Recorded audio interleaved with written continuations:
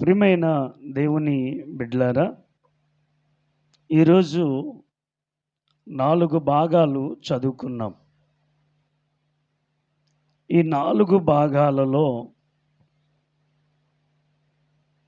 పరిశుద్ధాత్మ దేవుడు ఒక పాఠమును చెప్పాలని ఆశపడుతూ ఉన్నాడు. ఏంటి ఆ పాఠము అంటే, కావాలి. సాధారణంగా మానవుడు భౌతిక సంబంధమైన వాటిని గురించి, ఆధ్యాత్మిక సంబంధమైన వాటిని గురించి కావాలి అని ఇష్టపడతారు. ఏంటి? పెండ్లైనటువంటి వారు నాకు మంచి కొడుకు కానీ కూతురు కానీ పుడితే బాగున్ను అనే ఆలోచన కలిగి ఉంటారు. పెండ్లి కాని వారు ఏం ఆశపడతారంటే, నాకు మంచి భర్త దొరికితే ఎంత బాగున్ను అని పురుషుడు కానీ స్త్రీ కానీ ఆశపడడం జరుగుతుంది. అదేవిధంగా ఒక ఉన్నతమైన ఎడ్యుకేషన్ చేసిన వారు ఏమి కావాలని ఆశపడతారంటే, కొంతమందిని చూచి నాకు మంచి ఉద్యోగం ఉంటే ఎంత బాగున్ను అని ఆశపడతారు. ఉద్యోగం కావాలని. అలాగే సంసార జీవితంలో అడుగుపెట్టినటువంటి కుటుంబం, భూమి మీద మంచి ఇల్లు ఉంటే ఎంత బాగున్ను అని ఆశపడతారు. ఇవన్నీ కూడా మానవునికి కావలసినటువంటి అవసరతలు, కావాలి. అయితే మానవుని యొక్క ఆలోచన ఏ విధంగా ఉంటుంది అంటే, భౌతిక సంబంధమైన వాటిని గురించే మానవుడు ఆలోచిస్తూ ఉంటాడు, ఆరాటపడుతూ ఉంటాడు. మానవుడు, ఒక క్రైస్తవుడు నిజదేవుని అంగీకరించినటువంటి వాడు, నేను ఏ విధంగా ఉంటే బాగుంటుంది అని ఆలోచించిన వారు చాలా తక్కువ మంది. యేసును వెంబడించుచున్నాము అనుకున్నటువంటి వారు కూడా భూ సంబంధమైన వాటి మీద ఆశపడుతూ బ్రతకడానికి లెక్కలేసుకుంటూ జీవిస్తారు. కానీ ఆ జీవితము చివరికి ఏమవుతుందో అనేది కూడా వారు గ్రహించరు. ప్రియమైనటువంటి దేవుని బిడ్డలారా,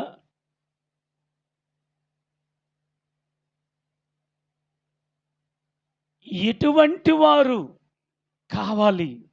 చాలామంది యాకోబు అని పేరు పెట్టుకుంటారు, కానీ యాకోబులాగా ఉండరు.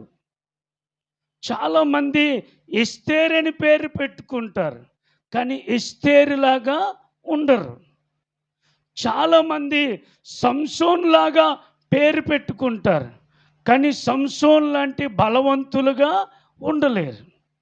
ప్రియులరా, కావాలి అని ఆశపడడం మంచిదే, కానీ ఆ విధముగా బ్రతకకపోతే ఆ వ్యక్తి జీవితానికి చాలా నష్టము వాటిల్లుతుందనే విషయాన్ని జ్ఞాపకం చేస్తూ ఉన్నాను. ప్రియమైనటువంటి దేవుని బిడ్డలారా, ఎటువంటి వారు కావాలి అంటే, పరిశుద్ధ బైబిల్ గ్రంథములో మనం చదువుకున్నప్పుడు దేవుడైన యెహోవా అబ్రహామును గురించి సాక్ష్యం చెప్తున్నాడు. ఏమని సాక్ష్యం చెప్తున్నాడంటే, ప్రియులారా, సొదొమ గొమొర్రా పట్టణాన్ని నాశనము చేయటానికి ఆకాశము నుండి ముగ్గురు వ్యక్తులు భూమి మీదకు వచ్చారు. భూమి మీదకు వచ్చినప్పుడు వారు అబ్రహామును దర్శించారు. అబ్రహామును దర్శించినటువంటి వాళ్ళు ఏం చేశారంటే అబ్రహాము ఇచ్చినటువంటి ఆతిథ్యాన్ని స్వీకరించారు.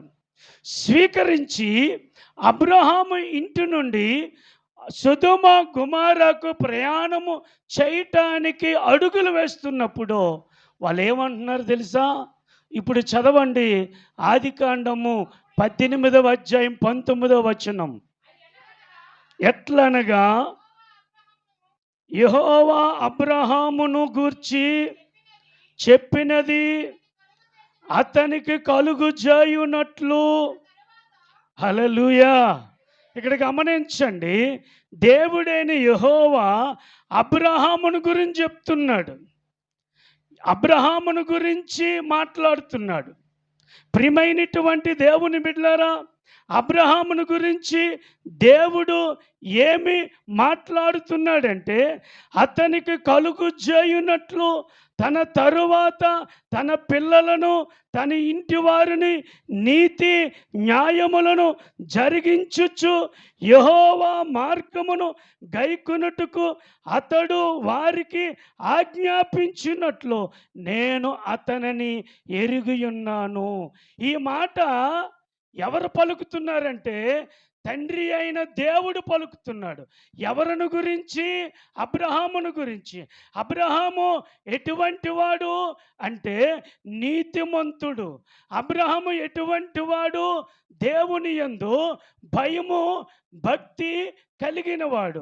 అబ్రహాము ఎటువంటి వాడు? యథార్థవంతుడు. అబ్రహాము ఎటువంటి వాడు? నీతి కలిగిన మనసు కలిగిన వాడు. అబ్రహాము ఎటువంటి వాడంటే స్వార్థము లేనటువంటి వాడు.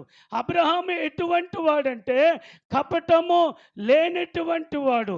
అబ్రహాము ఎటువంటి వాడంటే ఎదుటి వ్యక్తులు కూడా మంచిగా ఉండాలని ఆలోచన కలిగిన వాడు.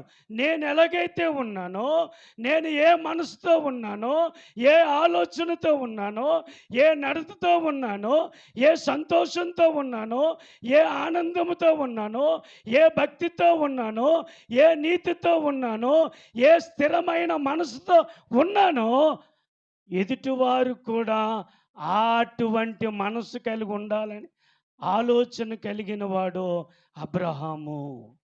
ప్రియమైనటువంటి దేవుని బిడ్డలారా, ప్రియమైనటువంటి సంగమా, తన బిడ్డలను ఏ విధంగా పెంచుతున్నాడంటే నీతి న్యాయములను పెంచుతున్నాడు. మోసము పెంచలేదు, అబద్ధములో పెంచలేదు, అన్యాయములో పెంచలేదు, అక్రమములో పెంచలేదు, గొడవలకి చూడడానికి పెంచలేదు, అల్లర్లు పెట్టడానికి పెంచలేదు, దుర్మార్గపు ఆలోచనలతో పిల్లలను పెంచలేదు. అబ్రహాము తన పిల్లలను ఎట్లా పెంచాడు అంటే నీతి న్యాయములు జరిగించుచు దేవుని ఆజ్ఞలను గైకొను వారుగా పెంచాడంట. ఎటువంటి వారు కావాలి తెలుసా? అబ్రహాము లాంటి తండ్రులు కావాలి. అబ్రహాము లాంటి తండ్రులు కావాలి. ఈరోజు పిల్లలు చెడిపోవడానికి తండ్రులే కారణం. పిల్లలు పాడైపోవడానికి తండ్రుల యొక్క పెంపకమే కారణం.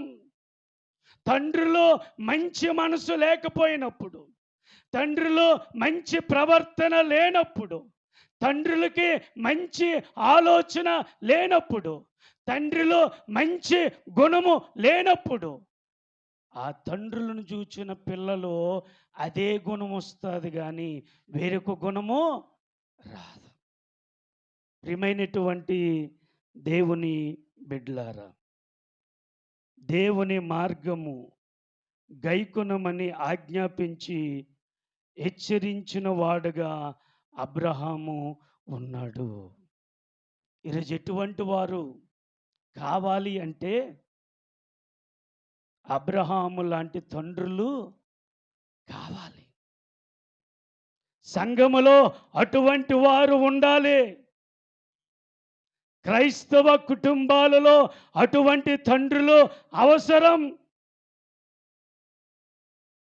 ప్రియమైనటువంటి దేవుని బిడ్డలారా, తండ్రులు జాగ్రత్తగా ఉండరు, కానీ పిల్లలకు జాగ్రత్త చెప్తే ఆ పిల్లలు జాగ్రత్తగా ఉంటారా? ఉండరు. ఎందుకని? తండ్రే జాగ్రత్త లేడు, పిల్లలేం జాగ్రత్తగా ఉంటాడు? ఆలోచించారా? అబ్రహాము ఎలాగున్నాడంటే తన పిల్లలను, తన ఇంటి వారిని నీతి న్యాయములను నడుచుకొనుచు దేవుని ఆజ్ఞలు గైకొనమని హెచ్చరించి బోధించి నడిపించేవాడుగా ఉన్నాడని దేవుడు సాక్ష్యం చెప్తున్నాడు అబ్రహామును గురించి. ఈరోజు తండ్రులారా, మన గురించి దేవుడు ఎటువంటి సాక్ష్యము ఇవ్వబోతా ఉన్నాడు? తండ్రులు ఎటువంటి మనసు కలిగి ఉండాలి? ప్రియమైనటువంటి దేవుని బిడ్డలారా, ప్రియమైనటువంటి సంఘమా, దేవుడే అబ్రహామును గురించి సాక్ష్యము పలుకుచున్నాడు. ఓ తండ్రి, నీవు అబ్రహాము లాంటి వాడవుగా ఉండాలని దేవుడు ఆశపడుతున్నాడు. పరిశుద్ధ బైబిల్ గ్రంథములో న్యాయాధిపతులు 10వ అధ్యాయము 3వ వచనములో ప్రియుల ఒక తండ్రి ఉన్నాడు. అతడు న్యాయాధిపతి. అతనికి 30 మంది కొడుకులు పుట్టారు. ఎంతమంది? ఆ తండ్రి ఆ కొడుకులకి ఏమిచ్చాడయ్యా ఆస్తి అంటే 30 ఊర్లు ఇచ్చాడు, 30 గాడిదలు ఇచ్చాడు తిరగమని. ఏమిచ్చాడు?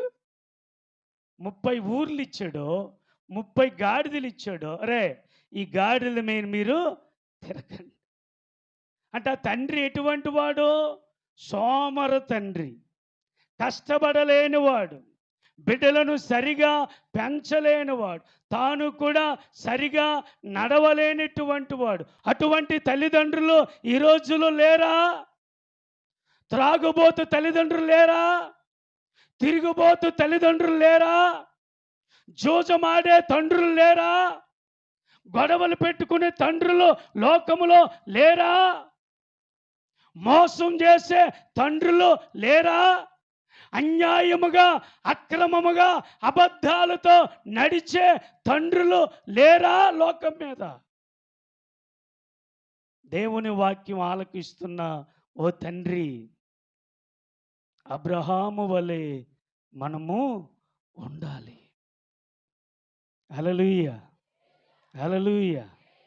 కాబట్టి ప్రియమైనటువంటి దేవుని బిడ్డలారా, ఈ రోజుల్లో చాలామంది ఈ సెల్ ఫోన్స్ వచ్చేసి, ఈ ఏంటంటే ఇన్స్టాగ్రాములు వచ్చేసి, ఈ యొక్క వాట్సాప్ స్టేటస్లు వాక్యాలు నీతిగా పెడతారు, కానీ బ్రతుకులో అలాగుండవు. వాటికి వీళ్ళు పెట్టిన దానికి వీళ్ళు బ్రతుకుకి ఏమైనా పరిశీలన చేస్తే ఇంత దూరం ఉంటుంది. నిన్న ఒక స్టేటస్ చూశాను, ఒకడు పెట్టాడు. అతడు పెట్టిన దానికి అతడి బతుక్కి కనీసం సింక్ అవ్వదు. ఎందుకండి? ఎవటిని మోసం చేయడానికి స్టేటస్లు పెట్టుకొని. నీ బతుకు చూస్తే అలాగుంది, నువ్వు చూస్తే అలాగున్నావు. నీ యొక్క వాక్యాలు చూస్తే అమ్మో అమోఘం. ఎవడికి కావాలి నీ వాక్యాలు? మారు మనసు లేని పద్ధతులు ఎవడికి కావాలి? ఆలోచన చేయి. వాక్యం ప్రకారం పెడుతున్నాం, మంచిదే. ఆ వాక్యం ప్రకారం బతుకుతున్నావా? ఆలోచన చేయండి. దేవునికి ఎటువంటి వారు కావాలంటే అబ్రహాము లాంటి వారు కావాలి. అందుకే 78వ కీర్తన 4వ చరణములో చూడండి ప్రియులరా, యెహోవా స్తోత్ర క్రియలను, ఆయన బలమును, ఆయన చేసిన ఆశ్చర్య కార్యములను దాచకుండా వాటిని వారి పిల్లలకు మేము పిల్లల తండ్రులైన వారు ఏం చెయ్యాలంటే వారి పిల్లలకు జీవము కలిగిన దేవుడు చేసిన కార్యాలను వివరిస్తూ ఉండాలి. వారికి చెబుతూ వివరిస్తూ దేవునిని స్తుతించేవారుగా ఉండాలి. పిల్లరా ఇక్కడ గమనించండి, వారి పిల్లలకు దేవుని కార్యాలను వివరిస్తూ ఉన్నారు. దేవుని కార్యాలు వివరిస్తూ ఉన్నారు. నీ పిల్లలకు ఒక తండ్రిగా నువ్వు చేయవలసిన పని, ఒక మంచి తండ్రిగా, ఒక మంచి గుణవంతుడిగా, ఒక మంచి భక్తిపరుడుగా, ఒక మంచి నీతిమంతుడిగా, ఒక మంచి యథార్థవంతుడైన తండ్రిగా నువ్వు పిలిపించుకోవాలంటే నీ పిల్లలకు దేవుని కార్యాలను వివరించాలి. అందుకే ఎఫెసీయులకు రాసిన పత్రిక 6వ అధ్యాయము 4వ వచనము చూడండి. తండ్రులారా, మీ పిల్లలకు కోపము రేపక ప్రభు యొక్క శిక్షలోను బోధలోను వారిని పెంచుడి. హల్లెలూయా. ఈ మాట ఎవరికి చెప్తున్నాడు? తండ్రులకు చెప్తున్నాడు. తండ్రులారా, మీ పిల్లల కోపం రేపొద్దు, మీ పిల్లలను గసరొద్దు, మీ పిల్లలకు అబండాలు వేయొద్దు. పోతాయి పోరా, నువ్వు చచ్చిపోరా, ఆ మాటలు తండ్రి పలకకూడదు. పిల్లరా, ఓర్పు కలిగిన తండ్రి తన బిడ్డల యొక్క జీవితాలు చక్కపరచటానికి ఇష్టపడతాడు. తప్పు చేశాడా? సరే, పోనీలే నాన్న, తప్పు చేసావు కదా, నీకోసమే కదా నేను కష్టపడ్డాను, ఈ కష్టం వల్ల నీ గురించే కదా, నువ్వు బాధపడకూడదని, నువ్వు పేదోడుగా ఉండకూడదని, నువ్వు నలిగిపోకూడదని కదా, నువ్వు ఎండలో వెళ్ళకూడదనే కదా నేను ప్రయాసపడుతున్నాను. అయితే దేవుడు చూస్తున్నాడు నాన్న, తప్పు చేస్తే నేనేమన్నా కానీ దేవుడు శిక్షిస్తాడు నాన్న, నువ్వు తప్పుకి శిక్ష ఉంటుందని చెప్పి భయపెడితే ఆ వ్యక్తి దేవుని మీద మనసు పెడి జాగ్రత్త పడడానికి అవకాశం ఉంటుంది. మరో ఈ వెధవా, నువ్వు వెళ్ళిపోరా, నన్ను నీ ముఖం నాకు చూపించుకంటే ఆడు వెధవాకి ఏమవుతాడు? నీ నోటితో అన్నావు కదా, నీ నోటికి అంత పవర్ ఇచ్చాడు దేవుడు. అది ఏ నోరు తెలుసా? లూసిఫర్ కన్నా భయంకరమైన నోరు. మనిషి నోటికి దేవుడు శక్తినిచ్చాడు. ఆ మనిషి, ఆ తండ్రి కానీ తల్లి కానీ ఆ మాట పలికితే తథ్యం అయిపోద్ది. అందుకే తండ్రులు పిల్లలకు కోపం రేపకూడదట. చిన్నప్పటి నుండి ఎలా నేర్పాలి తెలుసా? ప్రభు యొక్క బోధలోను శిక్షలోను. హల్లెలూయా. అప్పుడు పెంచలేదు కానీ, అరే నువ్వు మందిరానికి వెళ్ళరా, అయ్యొత్తే కదా బాబు వస్తాడు. అయ్యిరాంది బాబు ఎక్కడొస్తాడు? అయ్యిరాంది బాబు ఎక్కడొస్తాడు? అయ్య మొదట నడిస్తే తరువాత ఎవరు నడుస్తారు? బాబు నడుస్తాడు. ఈరోజు నీతులు ఎలాగున్నాయంటే అయ్యలు చాలా దినగా నడుస్తారు, చెప్పేవి కూడా సీరింగ నీతులే, కానీ బతుకులు అవి ఉండవు. ఆ పిల్లలు ఎలా చేయరా, అలా చేయరా అంటే వింటారా? మనసులో అనుకోవాలా, నీ మాటలు ఉడికి కావాలి, నువ్వే సరిగ్గా నడవు అని వాళ్ళ చూపులోనే మనకి తేడా కనిపిస్తుంది. నువ్వు చెప్పినప్పుడు వాళ్ళ చూపులు పిల్లలు ఎలా చూస్తారు తెలుసా? అంటే అరే నువ్వు నాకు చెప్పకరా, నీ బతుకు నువ్వు చూసుకో ఎలా నడుస్తున్నావో అని. ఈ రోజుల్లో పిల్లలు తల్లిదండ్రులకు బుద్ధులు చెప్పట్లేదా?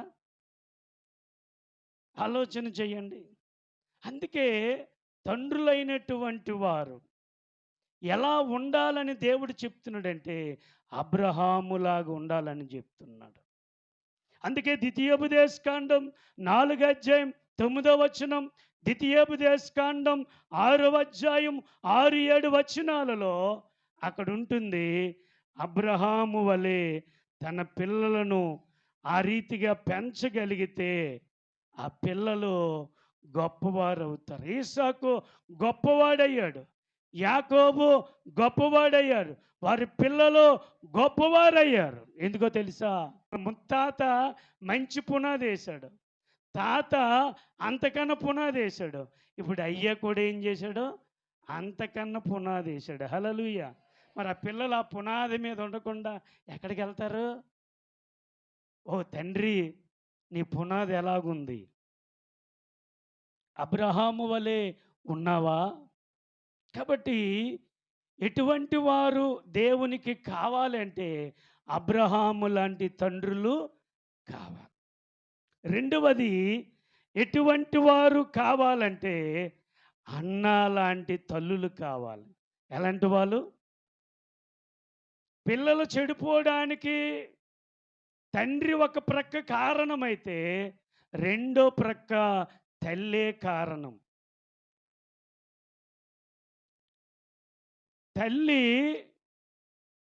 చెప్పవలసిన రీతిలో చెప్పకపోవడం, ఈ తల్లి ఏం చేస్తుందంటే తండ్రి మీద సాడీలు చెప్తుంది. ఒరే నాన్న, మీ నాన్న ఇలాంటోడురా, మీ నాన్న ఇలా గుండోడురా, మీ నాన్న ఇలా కొట్టేసోడురా, మీ నాన్న ఇలా తిట్టోడంటే మరి ఆ పిల్లోడు ఆ తండ్రికి లోబడతాడా? తల్లులే పిల్లలు అవడానికి కారణం. పిల్లరా గమనించండి, పరిశుద్ధ బైబిల్ గ్రంథంలో మొదటి సమూయేలు గ్రంథం మొదటి అధ్యాయము 28వ వచనములో చూస్తే, కాబట్టి నా బిడ్డను యెహోవాకు ప్రతిష్ఠించి చేసి ఉన్నాను, తాను బ్రతుకు కాలమంతయు వాడు యెహోవాకు ప్రతిష్ఠితుడని మ్రొక్కి ప్రార్థించింది. ప్రియులారా, హన్న ఎటువంటి గొప్ప తల్లి అంటే, తనకు బిడ్డలు లేనప్పుడు దేవాలయమునకు వెళ్ళి, అయ్యా నువ్వు నాకు బిడ్డనిస్తే ఆ బిడ్డను తిరిగి నీకు ఇస్తానని ప్రమాణము చేసి ప్రార్థన చేసింది. దేవుడు హన్నా ప్రార్థన ఆలకించి దేవుడు కుమారుణ్ణిచ్చాడు. ఆ కుమారుణ్ణిచ్చినప్పుడు, పాలు విడిచినప్పుడు ఆ తల్లి దేవాలయమునకు వచ్చి ప్రార్థన చేసి ఏదైతే మ్రొక్కుబడి చేసిందో ఆ మ్రొక్కుబడిని తీర్చేసింది. హల్లెలూయా. అంటే చేసిన ప్రమాణమును తప్పిపోకుండా నెరవేర్చిన తల్లిగా ఉంది. హల్లెలూయా, హల్లెలూయా, హల్లెలూయా.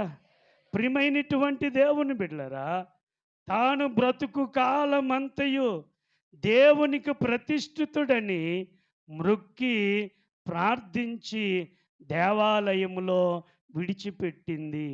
ఈ తల్లి మాట మీద నిలబడిన తల్లి, ప్రమాణమునకు నెరవేర్చిన తల్లి, మాటకు బద్ధురాలైన తల్లి.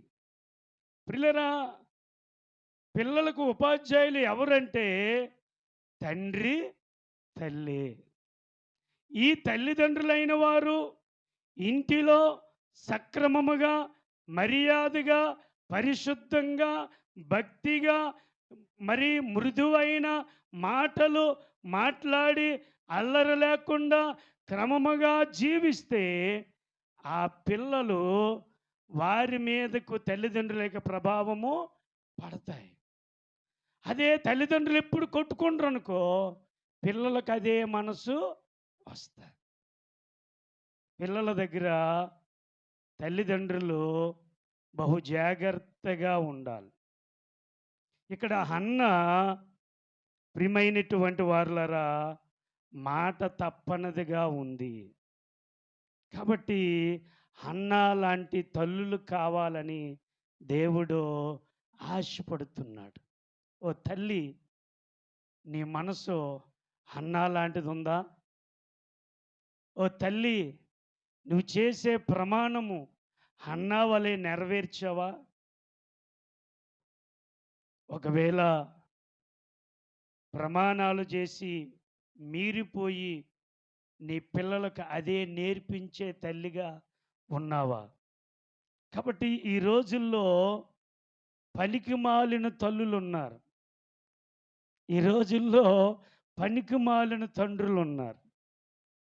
ప్రియులారా, సమాజానికి, కుటుంబానికి, సంఘానికి చెరిపినటువంటి చీడ పురుగులు కలిగిన తల్లులున్నారు. మీ పనులే మీ పిల్లలు చేస్తున్నారు. గమనించారా? మీరు ఎలా నడిస్తే మీ పిల్లలు అలా నడుస్తున్నారు. మీరు ఏం చేస్తే మీ పిల్లలు అదే చేస్తూ ఉన్నారు. ఒకసారి ఆలోచన చెయ్యండి. మనము చెడ్డవారమై ఉండి ప్రభువా నీతిగా నడిపించంటే నడిపించడు. చెట్టు ఏదైతే కాయ కూడా అదే రసం వస్తుంది, కానీ వేరొక రసము రాదు. కాబట్టి ప్రియమైనటువంటి దేవుని బిడ్డలారా, ప్రియమైనటువంటి సంఘమా, ప్రియులారా, తల్లులే పిల్లలకు చెడ్డ వాటిని ప్రేరేపించి నడిపించిన తల్లులు లేకపోలేదు. పరిశుద్ధ బైబిల్ గ్రంథములో చీడ పురుగులు కలిగిన తల్లులు ఉన్నారు. చెప్పనా? ప్రియమైనటువంటి దేవుని బిడ్డలారా, మార్కు శుభవార్త 6వ అధ్యాయం 22 నుంచి 24 వచనాలు చూడండి. అప్పుడు హేరోదియ కుమార్తె లోపలకు వచ్చి నాట్యమాడి హేరోదును సంతోషపరుచును గనుక, రాజు నీకిష్టమైనది ఏదైనా అడుగు, నేను నీకు ఇచ్చిదనని ఆ చిన్నదానితో చెప్పినప్పుడు, మరియు నీవు నా రాజ్యములో ధనము పట్టుకున్న ఏ రాజ్యమని అడుగు, ఆమె వెళ్ళి నేనేమడిగిదనని తన తల్లిని అడుగగా, ఆమె, గమనించండి తల్లులారా, పరిశుద్ధాత్మదేవుడు ఎందుకో ప్రేరేపించి వాక్యాన్ని తెలియజేస్తున్నాడు. ఎవరి గురించో వాక్యం ఉంది. హేరోదు జన్మదిన మహోత్సవము జరిగినప్పుడు హేరోది అనే పాపను నాట్యమాడించాడు. ఆ నాట్యానికి అందరూ సంతోషించి హేరోదు అంటాడు, అమ్మ నీకేం కావాలని అడుగుతాడు. సగం దేశం కావాలా, డబ్బు కావాలా, బంగారం కావాలా అని అడిగితే ఒట్టి పెట్టుకుంటాడు. ఈ హేరోది అనే పాప వాళ్ళ అమ్మ దగ్గరికి వెళ్ళింది, సొలోమి దగ్గరికి. అమ్మ ఏం కావాలని అడిగితే, అమ్మ నువ్వేం కావాలని అడుగు తెలుసా, ప్రవక్త అయిన యోహాను తల అడుగాను. ఎంత దరిద్రం అండి! ఎంత భయంకరమైన ఆలోచన చూడండి. ఈరోజు తల్లులు కూతుర్లకి ఏం అమ్మ, అల్లుడు జీతమంతా తెచ్చినప్పుడు వాటలు వేస్తాడు కదా, ఆ వాటలు వేసినప్పుడు ఏం చెప్తా తెలుసా, ఏమండి అలాగైతే ఎలాగండి, అన్నీ మీ అమ్మకి ఇచ్చి ఎలాగండి, మరి మనకండి, మన పిల్లలు పుడితే ఎలాగండి, మనకు ఉండాలి కదండి అని చెప్పి లాలించి పాలించి సగం తీసుకోయమ్మా, తీసుకొని నెల నెల మాకు మనీ అడ్డు చేసి అమ్మ అనే చెప్పి ఆ తల్లులు లేరా? అలాగా చీకటి తలంపులు పెట్టే తల్లులు లేరా? భర్తలను హింసించే భార్యలు లేరా? భార్యలను హింసించే భర్తలు లేరా? అమ్మా, ఒక కూతురు అనుకో, ఎవరిని ఇంటికి రానవుకో, చుట్టాలు వచ్చారనుకో వాళ్ళు రానవుకో, డబ్బులు అయిపోతాయి, రానవుకో, వాళ్ళు మీ వాళ్ళు కాదు అని చెప్పేసిన తల్లిదండ్రులు లేరా? దేవుని బిడ్డ సొలోమి ఎలాంటి ఆలోచన చెప్తుంది తెలుసా? దిక్కుమాలిన ఆలోచన, భయంకరమైన ఆలోచన. ఒక నీతిమంతుని యొక్క తల అడగమని చెప్తుంది. ఆ స్త్రీ ఎటువంటిదో చూడండి. ఎంత మూర్ఖురాలో చూడండి. రాజు మాట ఇస్తే తప్పిపోరు కదా! భటులను పంపించి యోహాను తల నరికి ప్లేట్లు ఏమండి ఆ తల ఏం చేసుకుంటుందండి? తింటదా? పోన్లే షోకేజ్‌లో పెట్టుకుంటదా? చూడండి ఎంత దిక్కుమాలిన ఆలోచన చెప్పిందో. పిల్లలకు మంచి ఆలోచన చెప్పాలి. పిల్లలకు మంచి బోధలు చేయాలి. పిల్లలకు ఎదుటివారికి ఉపయోగకరమైన సహాయము చేసే ఆలోచన చెప్పాలి గానీ, పనికిమాలిన ఆలోచనలు చెప్పకూడదు. ఇంట్లో ఆడపడుచుందనుకో, అమ్మా నీ ఇల్లు వదిలేసి వెళ్ళిపోవాలంటే ఏం చేయాలి తెలుసా? ఉప్పేసి, ఒక్కొక్క రోజు పులుపేసి, ఒక్కొక్క రోజు టైం మీద భోజనం పెట్టకమ్మా. అది వారం రోజులుండి వెళ్ళిపోతే ఒట్టు. ఇలాంటి ఆలోచన చెప్పే తల్లులు లేరా? ఉన్నారా లేదా? ఆడపిల్లొచ్చినా ఓర్వలేని వాళ్ళున్నారు. ఏవండీ! అలాంటి ఆలోచనలు చెప్తే మరి చివరికి నీ దగ్గరకొచ్చేసరికి అదే గతి పడతది కదా! నీ కొడుకున్నాడు, కూతురున్నది, వేరే ఇంటికెళ్తది. ఆ అత్త ఆళ్ళ హింసించదా? ఆ అత్త ఆమెని బాధ పెట్టదా? నువ్వు బాధ పెడితే నీ కూతురిని బాధ పెట్టదా? ఏ పంట విత్తితే అదే కోస్తావు. తల్లులు ఎలాంటి వారు ఉండాలంటే హన్నా లాంటి తల్లులుగా ఉండాలి. ఎలాంటి తల్లులు ఉండాలి? అమ్మా! ఎలాంటి తల్లులు ఉండాలి? మాట మీద నిలబడే తల్లులు, మాట నెరవేర్చిన తల్లులు, ప్రమాణమునకు బద్ధులైన తల్లులు. ఎలాంటి తల్లులుగా ఉండాలంటే హన్నా లాంటి తల్లులుగా ఉండాలి. ఒకసారి మనల్ని మనం పరిశీలన చేసుకోవాలి. సమాజంలో ఉన్నాం. సమాజంలో అందరూ మంచివారు లేరు. సమాజాన్ని చూస్తున్నావు, సమాజంలో నువ్వు బ్రతుకుతున్నావు. అయితే వారిలాగా నువ్వు ఉండకూడదు. నువ్వెలాగుండాలంటే హన్నా లాంటి మనసు ఉండాలి. హన్నా లాంటి మనసు ఉండాలి. ఇంకొక దాయి ఉంది. దుర్మార్గురాలు. ఎటువంటిది తెలుసా? కన్న కొడుకులందరూ చంపేసింది. రాజరకం. ఆమె పేరు అతల్య. ఆమె పేరు ఏం పేరు? అతల్య.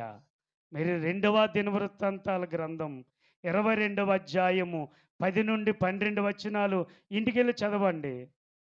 రాజరకం కోసం కొడుకులు చంపేసింది. ఎంతమందిని చంపింది తెలుసా? 22ని చంపేసింది. ఈ 22 ఉంటే నాకు రాజరకము రాదని చంపేసింది. ఎంత దుర్మార్గురాలండి! అలాంటి తల్లులుగా మనము ఉంటామా?